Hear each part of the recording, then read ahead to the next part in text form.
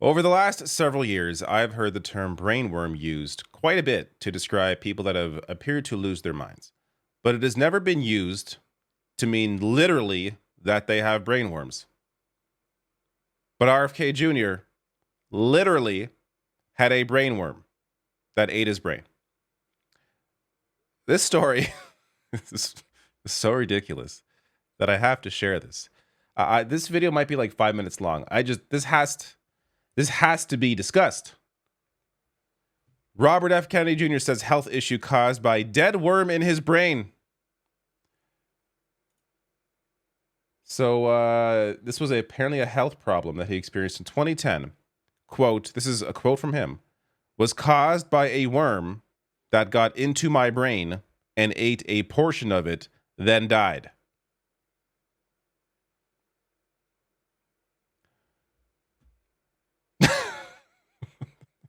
What?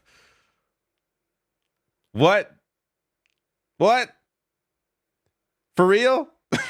Did this actually happen?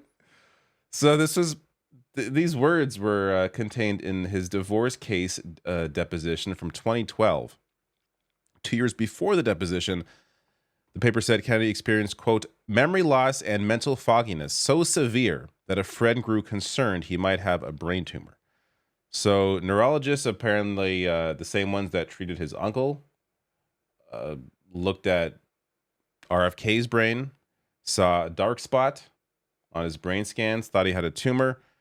But another doctor had a different explanation. A parasite in his brain. So, reading through this, it's unclear if they actually definitively found this worm. But this is the line that Kennedy's going with, that yes, he had a worm in his brain that ate part of his brain.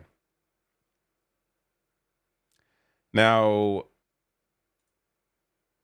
asked last week if any of Mr. Kennedy's health issues could compromise his fitness for the presidency, Stephanie Spear, a spokeswoman for the Kennedy campaign, told the Times, quote, that is a hilarious suggestion given the competition. Which you could argue is a fair retort. That said, if you have a brainworm, had a brainworm that ate a part of your brain, as you described, I think it's a fair question to ask if you are mentally fit to run for president when part of your brain has been consumed by a worm. Now, I haven't covered RFK much, honestly, because he doesn't matter. He doesn't matter in this campaign. I'm going to get to why in a second here, using some history. But, a lot of the big money behind him are Trump donors. So, as Rolling Stone writes here, campaign being boosted by Trump mega donors, venture capitalists, and celebrities. The biggest one is American Values 2024. This is a PAC that raised $38 million, and its most important donor is longtime Republican financier Timothy Mellon, who has given $20 million of that $38 million to the group to support Kennedy. I did a video, I believe, last month from one of the individuals who was working with the campaign. I'm not sure if she has been fired since then, or since that video, but she was working with the campaign and basically discussed in front of a group of people, a group of volunteers, that the intent is to help Trump win.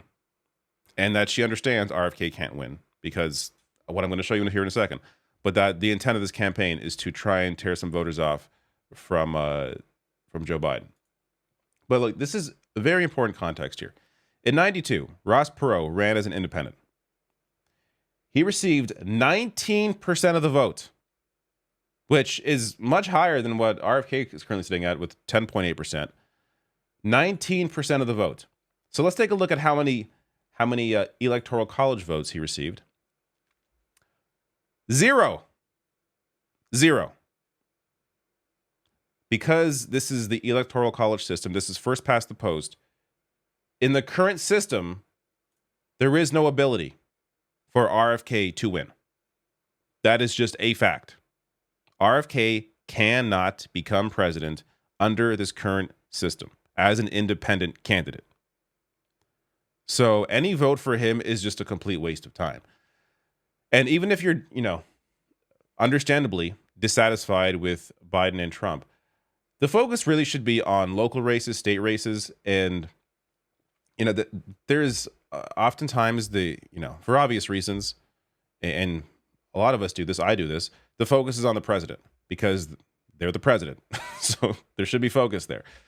But there's also power that you have as a voter on the local level, on the state level, to a greater degree than you have on the national level. The national level vote, the vote for president, often really comes down to who do you hate less, and that's the reality of the way the system currently operates.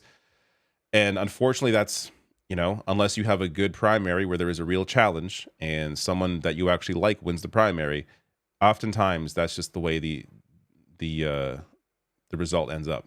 But that's why I think there should be a greater focus on different races down the ballot as opposed to just the top of the ticket. But all that said, brainworms. I I can't believe this is a real story. Unbelievable.